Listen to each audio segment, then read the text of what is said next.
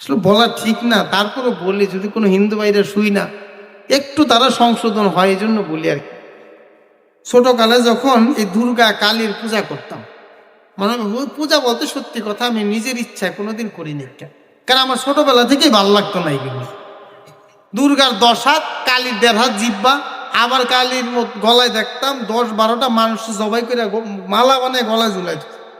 কি দেখেন নাই মনে আপনার? ভালো করে দেখেন, 10টা বেটা মানুষের 10-12টা মানুষের গলা কাইটা মালা বানায় গলায় ঝুলাইতেছে।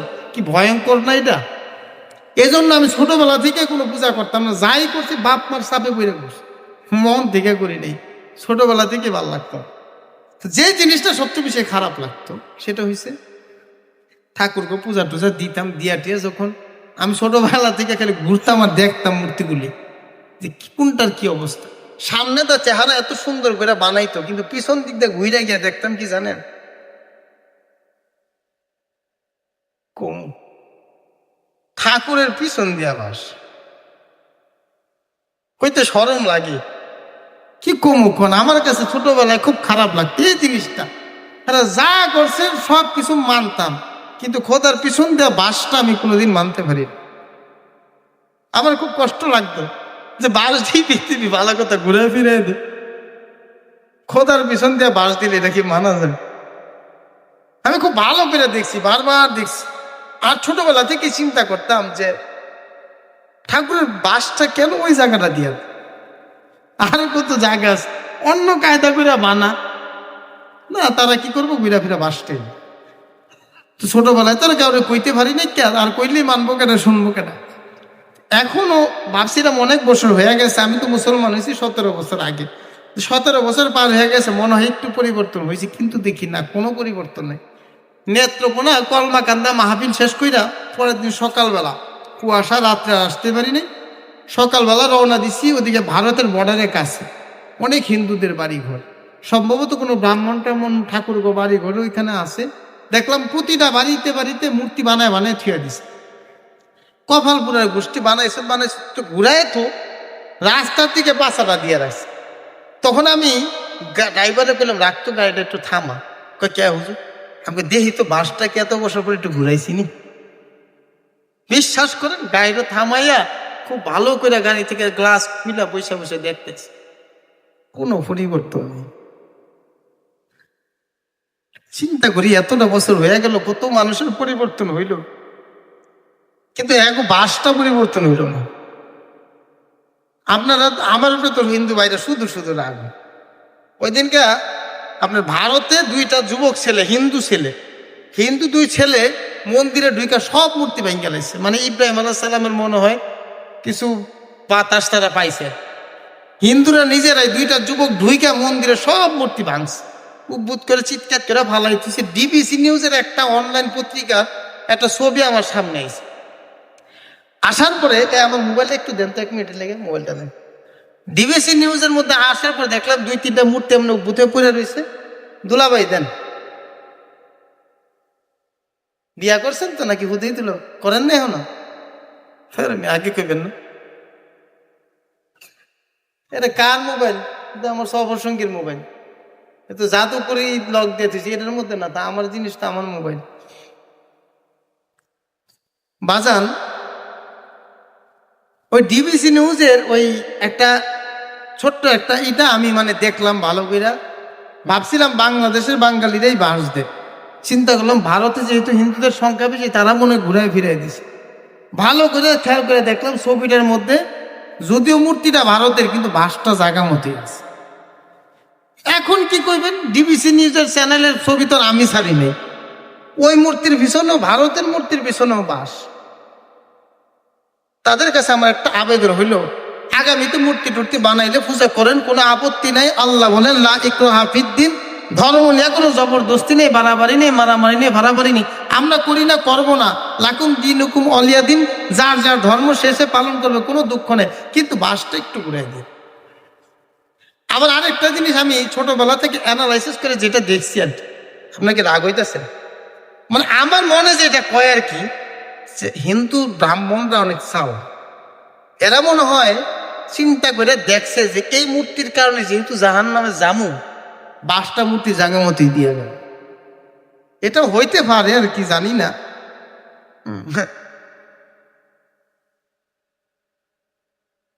ভাজান রাগ হইতেছেন মনে থাক আর কি, আর আমন আপনাকে খুশি।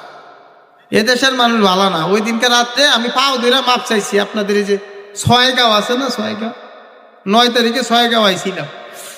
ওই দিনও রাত্রে 1টা বাজে গেছে, পাও ধরি যে বাবা মাফ করে দিই, না আর একটু পরে লাস্টে তো আমার মাপ টপ চাই মুনাজাত দিয়ে গেছি। আজকে আবার পাশের মসজিদ থেকে ফোন দিছে, হুজুর নির্বাচনের আগে একটা ডেট দেওয়া লাগবে, আপনি আমগো মসজিদ সামনে দা ওয়াজ করে গেছেন, পাবলিক আপনার খুব খেপা, আপনি আরেকবার না এলে হইতো না। আজকে ফোন দিছে, কিছুক্ষণ আগেও কথা হয়েছে। তো অনেক কথা বইলা ভালাইছি বাবা, মনে কষ্ট মষ্ট নেন নাই তো আপনারা? হামলা এলে আমার উপরে আইব, মামলা করলে আমার বিরুদ্ধে করবো, আপনাদের ভয় নেই তো? কোনো ভয় আছে? মুসলমানদের সৃষ্টিকর্তা কে? আল্লাহ আছে তো। আল্লাহ থাকতে আমাদের কোনো ভয়? আর মইরা গেলে মইরা যাবো। জীবনে ভালো করে চিন্তা ভাবনা করে দেখছি, আমি এত বোকা না, খুব চালাক। কেন চালাক পেলাম জানেন? যদি চালাক না হইতাম তাহলে মুসলমান হইতে পারতাম। ঠিক না ভাই? ঠিক। ও শিবশক্তি মহারাজের কথা তো ভুলে গেছি। শিবশক্তি মহারাজের কথা সংক্ষেপে বলি। কোরআনের ভুল ধরতে আসছিল, ঠিক না? ভুল ধরতে আইসা যখন দেখছেন কোরআনের শুরুতে সূরাতুল বাকারা আছে না নাই, সূরাতুল বাকারা খুইলা দেখে আল্লাহ পাক রব্বুল আলামিন সমস্ত লেখক বই লেখার পরে শেষের পৃষ্ঠায় লেখে এই কিতাবে ভুল থাকলে ধরাই দিবেন। আর আল্লাহ পাক কোরআনের শুরুতে চ্যালেঞ্জ করছেন, ঘোষণা করছেন, শুধু আপনাকে আমাকে না, দুনিয়াবাসীকে কিয়ামত পর্যন্ত আল্লাহ চ্যালেঞ্জ করে বলতেছেন, আলিফ লাম মিম যালিকাল কিতাবু লা রাইবা ফীহি হুদাল লিল মুত্তাকিন। যারা কন্যা শিব শক্তি মহারাজ কোরআন শরীফ খুইলা দেখে কোরআনের শুরুতে আল্লাহ চ্যালেঞ্জ করে বলেন, এটা সেই কিতাব, এই যে আমার সামনে আছে বাবা। আর আল্লাহ বলেন এটা সেই কিতাব, যেই কিতাবের শুরুতে মাঝখানে শেষে কোথাও কোনো ভুল নাই, ভুল থাকতে পারে এমন কোনো সন্দেহ পর্যন্ত আল্লাহ রাখে নাই। আরো আস্তে কোন সুবহানাল্লাহ, বেশি জোরে কইলে তো অনেকের ঘুম ভেঙে যাবে। যারা কন্যা সুবহানাল্লাহ, ভুল আসেনি বাবা। শিব শক্তি মহারাজ ভুল ধরতে গিয়া নিজের জীবনের ভুল ধরা পড়া গেছে। যারা কোন সুবহানাল্লাহ। শিব শক্তি মহারাজ প্রথম আয়াত পড়া মাথা গরম হয়ে গেছে। আল্লাহ কইছে কি এটা? কোরআনে নাকি ভুল নাই, ভুল থাকতে পারে, সন্দেহ নাই, কি করবো এখন? ভুল তো বের করতে হবে। সে রিসার্চ করতে করতে করতে করতে আরেক জায়গায় গিয়ে ঠিক হয়ে গেছে। কমনি আরেক জায়গায় গিয়ে দেখে কথা আরো মারাত্মক। আল্লাহ বলেন ইন্নাদ দীনা ইনদাল্লাহিল ইসলাম। জোরে কোন সুবহানাল্লাহ। এই কোরআনের মধ্যে আরেক জায়গায় আল্লাহ বলতেছেন, আমি আল্লাহর কাছে একমাত্র ধর্মের নাম, আল্লাহর কাছে মনোনীত ধর্মের নাম কি বাবা? আল্লাহ বলেন আমি আল্লাহর কাছে একমাত্র মনোনীত ধর্মের নাম ইসলাম। ইসলাম ব্যতীত অন্য কোনো পথে, অন্য কোনো মতে গিয়া, অন্য কোনো ধর্মে গিয়া, হিন্দু বৌদ্ধ খ্রিস্টান ব্রাহ্মণ যে যেটাই হোক, কোনোদিন জান্নাতে যেতে পারবে? মুসলমান ব্যতীত কেউ কোনোদিন জান্নাতে যেতে পারবে? যেতে পারবে না, ঘোষণা কার? এখন আমার উপরে কেউ যদি সাথে কিছু করার আসেনি, কোরআনের বাইরে গিয়ে কিছু করার শক্তি আমার আছে? শিব শক্তি মহারাজ যখন এটা পড়ছে আয়াত, ওইরা রাত্রে ঘুম আসে না, বালিশের নিচে ঠেকায়, মাথা ঠেকায়, চিন্তায় পড়া যায় যে 70,000 হিন্দুরা আমারে খোদা মানে, আমার ধর্মীয় নেতা মানে, আর এখন তো কোরআন পড়ে দেখলাম পরকালে মুক্তির কোনো রাস্তা নেই, কি করে? চিন্তা করে যে যদি ইসলাম সত্য হইয়া থাকে, কোরআন যদি সত্য হইয়া থাকে, তাহলে পরকালে কিন্তু কোনো মুক্তি নাই, ইসলাম ছাড়া মুক্তি নাই। আর যদি ইসলাম ধর্ম গ্রহণ করতে যায়, আমার 70,000 ভক্তরা যদি কয় এতদিন কি লেগে আম করে ভুল বুঝাইছেন, বেশি দিতাম না, আম করে থিয়া ইসলাম গ্রহণ করে জান্নাতে যাইবেন, একটা করে কিল দিন। 70,000 ভক্তের একটা করে কিল খাইলে শিব শক্তি মহারাজের পেট ঠিক থাকবো? অন্য রাস্তাতে সব বেরিয়ে যাবো না? এই চিন্তা বেচারি রাইতে ঘুমাইতে পারেন, রাত্রে শুয়ে শুয়ে বালিশের মধ্যে খালি টেনশন করে, টেনশন করতে করতে একদিন রাত্রে ঘুমাইছে, হঠাৎ করে স্বপ্নে দেখে আল্লাহ রাসূল এসে তার সামনে হাজির হয়ে গেছে। নবী আয়েশা বলতেছে শিব শক্তি মহারাজ, যদি মঙ্গল চাও, যদি কল্যাণ চাও, কালেমা পড়ে নাও, লা ইলাহা লা ইলাহা লা ইলাহা লা ইলাহা ইল্লাল্লাহ মুহাম্মাদুর রাসূলুল্লাহ সাল্লাল্লাহু। দেখছেন নবীজি স্বপ্নের মধ্যে আয়েশা কালেমা পড়ে মুসলমান বানিয়ে দিয়ে গেছে। সকালবেলা যখন ঘুম ভাঙছে বিবিকে ডাইকে বলে, বিবি এদিকে আস। একজন স্বামীর সবচেয়ে গোপন কথা কাউরে না কইলেও তার বউরে কয়, ঠিক না বেঠে? চিন্তা করে শিব শক্তি মহারাজ, বাহিরের মানুষ জানলে তো কি একটাও মাটিত পড়তো না।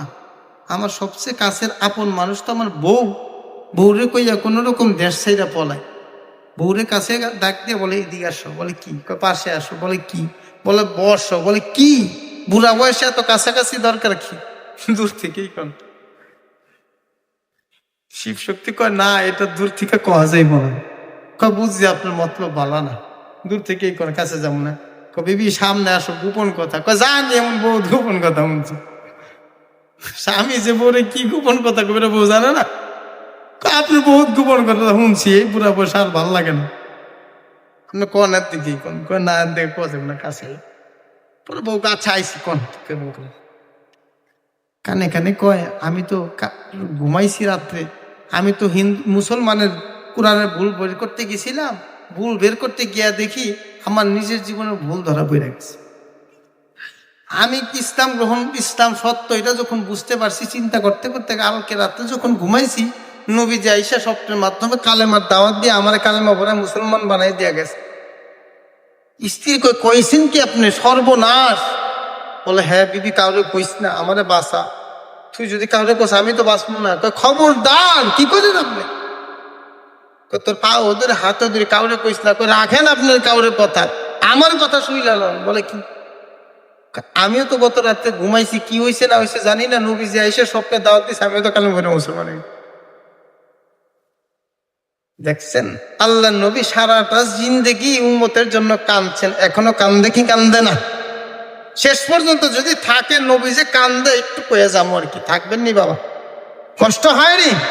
অল্প একটু সময় যদি থাকেন, নবী যে কান্দে, এটার প্রমাণ দিয়ে যাবো আজকে। থাকবেন অল্প সময়? নবীর মহব্বত আসেনি? হে রাসূল তোমায় ভালোবাসি, অন্তরে শুধুই, মুখে না।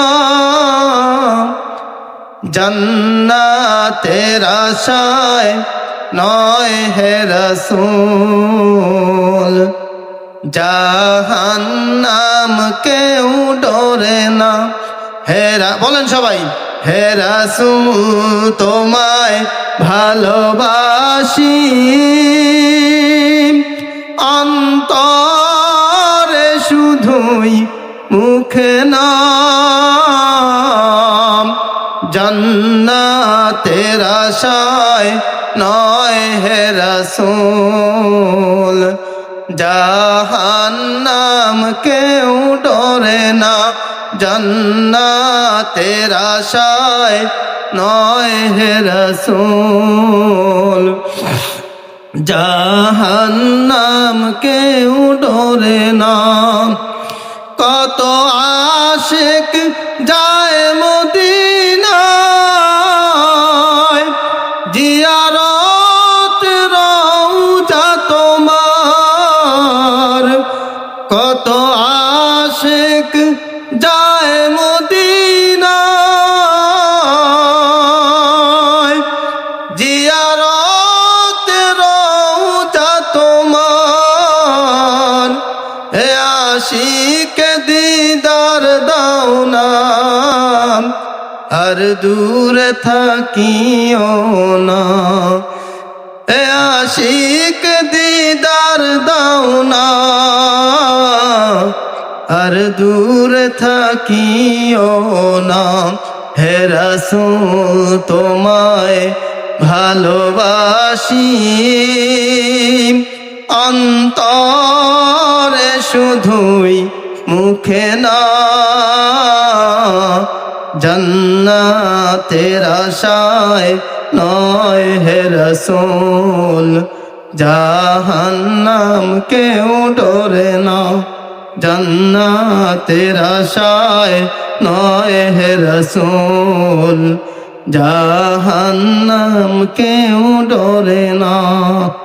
নবীর ভালোবাসা মহব্বত আছে, দরকার আছে না নাই? আল্লাহ সবাইকে নবীর মহব্বত নিয়ে কবরে যাওয়ার তৌফিক দান করে করে আল। বাজান বলতেছিলাম ইব্রাহিম আলাইহিস সালামের কথা। ইব্রাহিম আলাইহিস সালাম যখন মূর্তিরে খাওয়ান দেয়, মূর্তি খায় না, মেজাজ গরম হয়ে গেছে, থাপ্পড় দিছে, কান গেছে, মাথা গেছে, তারপর নবী চিন্তা করে হাতে আর মারমু না, কতক্ষণ ফিরামু, এতগুলো কি ডাইনে বামে তাকায় দেখে একটা কুড়াল লইয়া আল্লাহ আকবার কইয়া ফিরান শুরু করছে। ফিরাইতে ফিরাইতে এক কথার হাত আছে পাও নাই, পাও আছে হাত নাই, হাত আছে পাও নাই, মা আছে মাথা নাই, মাথা আছে বাবা কান নাই, নাক নাই, ল্যাংড়া লুলা কানা বয়রা বানাইয়া সবগুলি পিঠায় ল্যাংড়া লুলা বানাইয়া যখন বড়টার কাছে গেছে, বড় মিয়ার কাছে গিয়া দেখে বড় মিয়া বুকটা টান করে এমনি খারাপ করছে। ইব্রাহিম আলাইহিস সালাম চিন্তা করে ছোট মিয়া যে ফিরাইলাম, বড় মিয়া তো দেখছে, এখন বড় মিয়ারও যদি ফিরাই, বাপ মাই আয়া যদি জিগায় এদেরকে ল্যাংড়া বানাইলো কেনা, উত্তর দিমু কি? বড় মিয়ার কাছে গিয়া এখন আর পিঠায় না, চিন্তা করলো রাখ, বড় মিয়ার উপরে তা চালাই দিন। কুড়ালটা দিগাই বড় মিয়া, কুড়ালটা এরকম ভাবে কায়দা কইরা বড় মিয়ার কান্দে সুন্দর কইরা এইভাবে ঝুলাই দিছে। ঝুলাইয়া দিয়া এখন ইব্রাহিম আলাইহিস সালাম কয় যাক এরা আসুক, বাড়িতে আসলে বড় মিয়ার উপরে দিয়ে চালাই দিন। সন্ধ্যার টাইমে যখন সবাই বাড়িতে আসছে, আয়সা দেখে মন্দিরে ঢুইকা এক খোদার কান নাই, নাক নাই, চোখ নাই, কান নাই, হাত নাই, পাও নাই, ল্যাংড়া লুলা বানাই লেছে। সবাই এসে কইতেছে রাম রাম রাম, কে করিল এই কাম? খোদার দি নাই কান, খোদার দি কান নাই, চোখ নাই, হাত নাই, পাও নাই, ল্যাংড়া লুলা বানাইলো কেন? রাম রাম রাম, হরে কৃষ্ণ হরে রাম, কে করিল এই কাম? সবাই আশ্চর্য হয়ে গেছে, কে কাম করলো? চিন্তা করে দেখে ইব্রাহিম স্যার তো বাড়িতে ছিল না, ডাক দেয় ইব্রাহিম, ডাইকে নিয়ে আসছে। ইব্রাহিম এদিকে আসো, বলে কি যে আমরা যখন পূজায় গেছি তোমাকে দায়িত্ব দিয়ে গেছিলাম তাদেরকে দেখে রাখার জন্য। বলে হ্যাঁ। তুমি কি দেখছো? বলে হ্যাঁ দেখছি। তো কি দেখছো? এদেরকে ল্যাংড়া বানাইলো কেনা? আপনাদের কি বিরক্ত হইতেছেন? শেষ করুন। হ্যাঁ কইতেছে মোনাজাত দিতে, মোনাজাত দিয়া দি থাক, আরেক দিনে আর করব, চলবে? মুরব্বীরা যদি কয় তাই, কারণ তাদের বাবা আপনি কোন চলবে? হ্যাঁ এই যে হ্যাঁ কয় না, যুবক ভাইরা চলবে? তাহলে আরেকবার থাকবে না, আগের মতো আওয়াজ নেই, আরো জোরে না, তাকবীর। আল্লাহ কবুল করুক। এইটা বইলে শেষ করে দিচ্ছি। তবারক আছে, যারা তবারকটা দিবেন আপনারা ভাও করেন, সময় কিন্তু শেষ, মুনাজাতের দিকে আয় পড়ছি। স্বেচ্ছাসেবক ভাইরা গোপনে গোপনে ভাও করেন, এখনো মাঠে আইনেন না, মাঠে আনলে আবার ওয়াজ খেয়ে দৌড় দিব, দৌড় দিবেন না তো আপনারা? না আমি জানি এই দেশের মানুষ খাওয়ানোর পাগল না আল্লাহর পাগল, ঠিক না ঠিক? কেউ যাবে না, এটা আমার বিশ্বাস আছে। এই যে পোলাইতেছে, পোলা পাই না, বাচ্চা মানুষ হয়তো প্রস্রাব ধরছে আর কি। বাজান ইব্রাহিম আলাইহিস সালাম বড় মিয়ার কান্দে কুড়াল ঝুলাই দিয়ে বই দিছে, ডাক দিছে, বলতেছে ইব্রাহিম এই কাজটা কে করছে? বলে আমারে জিগাওকে, দেখো না বড় মিয়া কুড়াল কান্দে নিয়ে খাড়াই রয়েছে, ঠিক না বেঠি? ইব্রাহিম আলাইহিস সালাম কয় তোমরা যখন বাড়িতে থেকে বের হয়ে গেছো, বড় মিয়া একলা পাইয়া ছোট মিয়া গো ফিটাইছে, ফিটায় ল্যাংড়া বানায় কুড়াল কান্দে নিয়ে খাড়াই রয়েছে। হয়তো কোনো বেয়াদবি করছে, আগে ভরে সুযোগ পায় নাই, আজকে যখন কেউ ছিল না একলা ভাইয়া সবগুলির সাইজ করছে। এখন তারা উত্তর দেয় খোদায় কি খোদারে মারতে পারে? ইব্রাহিম আলাইহিস সালাম আমি কেমনে কমু, তারাই জিগাও, মারতে পারে না পারে কুড়াল তো তার কান্দে, তারে জিগাও কেমনে কি করছে। তখন সবাই বলে মূর্তি তো কথা কইতে পারে না, কেমনে উত্তর দিব? ইব্রাহিম আলাইহিস সালাম কায়দা পায়া গেছে, জোরে কন্যা সুবহান। তখন ইব্রাহিম আলাইহিস সালাম প্রশ্ন করে যে খোদার সামনে খাবার থুয়ে দাও খাইতে পারে না, খাবার মুখে উঠে দিলে গিলতে পারে না, যে খোদারে ফিরাইয়া ল্যাংড়া লুলা বানাইলে নিজে বাঁচাইতে পারে না, মারার পরে আরেকজনকে জিগাইলে উত্তর দিতে পারে না, তোমাদের এই খোদায় পরকালে জাহান্নাম থেকে তোমাদেরকে কিভাবে বাঁচে? কথা তো ঠিক না ঠিক? যে নিজে বাঁচাইতে ভাবলো না, ল্যাংড়া লুলা ফইরা রয়েছে, তোমরা যে তাদেরকে ওসিলা মনে করো পরকালে তুমি করে বাঁচাইবো, কেমনে বাঁচাইবো? নিশ্চিত তো বাঁচতে পারেনি। বাবা ঠিক না বেটি? মূর্তির কোন শক্তি ক্ষমতা যদি থাকতো ইব্রাহিম আলাইহিস সালামকে তাদের হাত পা ভাঙতে পারতো? যাক, ওয়াজ শেষ, আপনারা দোয়া করেন। শেষের কথাটা ইব্রাহিম আলাইহিস সালামের সাথে কি হয়েছে এরকম? ওই যে পিছন থেকে আমার যুবক ভাইরা কইছিলাম, মুরব্বীরা গেল, সমস্যা নেই, যুবক ভাইরা থাকবা। এই কথা শোনার পরে সব খোদার বড় খোদা বুঝলে গেছেন কেন? আল্লাহ বলে নমরুদ বড় মিয়া তো বয়ে রয়েছে সিংহাসনে, সবাই মিল্লা গোষ্ঠী হুদ্দা গিয়া ইব্রাহিম আলাইহিস সালাম ধইরা লয়ে গেছে, নিয়া বড় মিয়ার কাছে কইতাছে যে দেখেন আপনি তো বড় খোদা, আরো যে ছোট ছোট খোদা আছে এতে সবগুলির ইব্রাহিম ভাইঙ্গা ল্যাংড়া লুলা বানাইয়া এখন আরেক খোদার উপরে দোষ চাপাইছে। তার কঠিন বিচার আমরা চাই।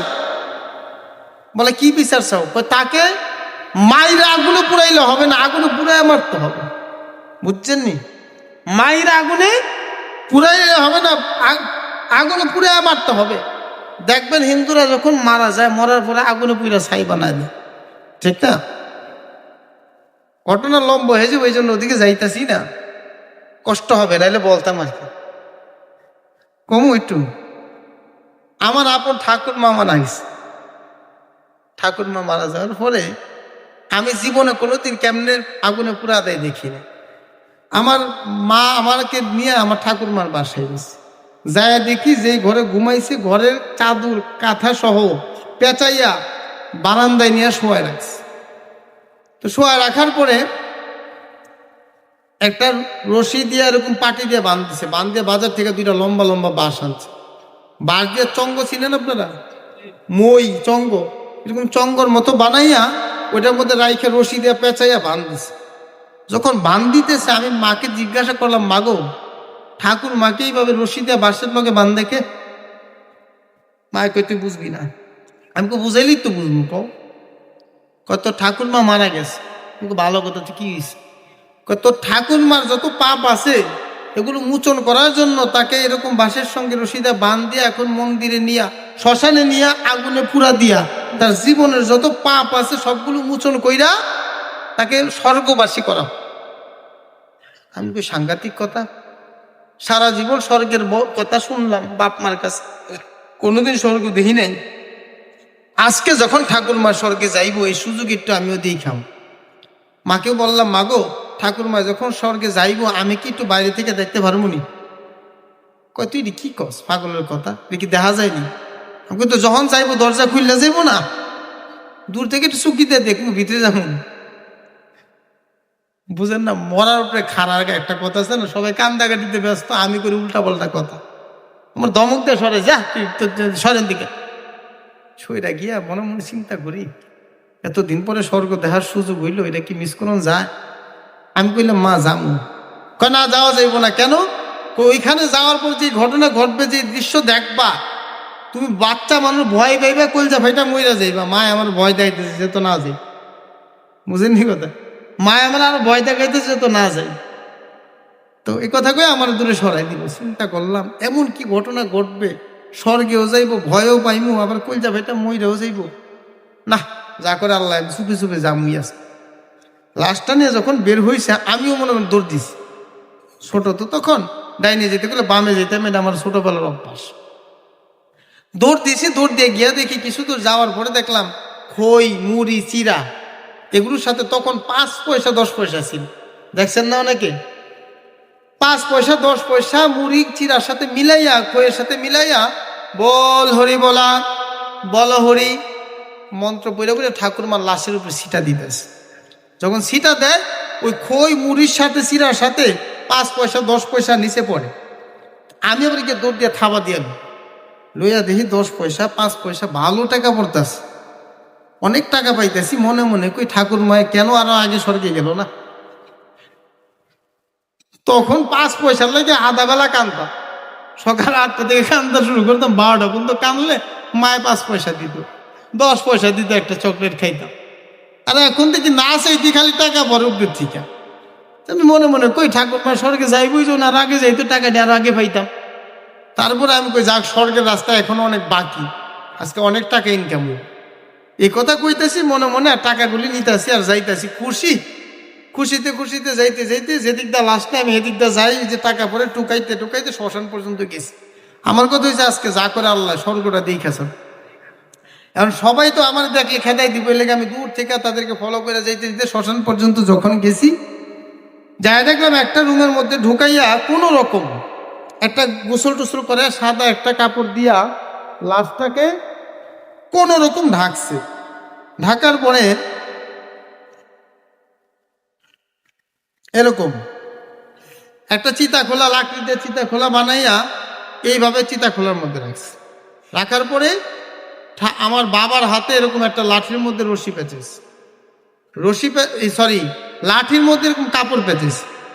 কাপড় পেঁচাইয়া বাবা আর কাকা দুইজনে মিললা লাঠিটা ধইরা বল হরি বলাম, বল হরি মন্ত্র কইরা কইরা ঠাকুরের মুখে এমনি যাতা 5 বার অথবা 7 বার যখন যাতা দিছে, ঠাকুরমার চেহারা ছিল সাদা সুন্দর, এই আগুনের তাপে আগুনের ছেঁকা লাইগা চেহারাটা কালো হয়ে গেছে। তো আগে যাই আমি মনে করেন স্বাভাবিক ছিলাম, কিন্তু যখন দেখলাম এরকম আগুন দিয়ে যাতা দেয়, তখন আমি খুব মনে মনে কষ্ট পাইতেছি যে ঠাকুরমার মুখে কেন বাবা আগুন লাগাইতেছে। দূর থেকে তাকায় তাকায় দেখতেছি আর ভাবতেছি কেন আগুন লাগে। তো ভাবছিলাম ওই পর্যন্ত শেষ বাবা, কিন্তু যখন দেখলাম ঠাকুরমার ওই চিতা খোলার নিচের দিক থেকে আগুনটা ধরাই দিছে, শরীরের মধ্যে পাতলা কাপড়টা যখন পুড়ে গেছে, পুড়ে যাওয়ার পর ঠাকুরমার দেহটা একেবারে উলঙ্গ। যখন কাপড়টা পুড়ে গেছে, ঠাকুরমার দেহটা উলঙ্গ অবস্থায় এরকম চিতা খোলানো। আচ্ছা এখন আপনারা বলেন বাবা, আমি কোনো ধর্মের কথা বলি না, স্বাভাবিকভাবে চিন্তা করেন, আপনাদের কারো মার দেহ যদি জীবিত হোক আর মৃত হোক যদি উলঙ্গ অবস্থায় থাকে, এটা কি কোনো সন্তান দেখতে পারে?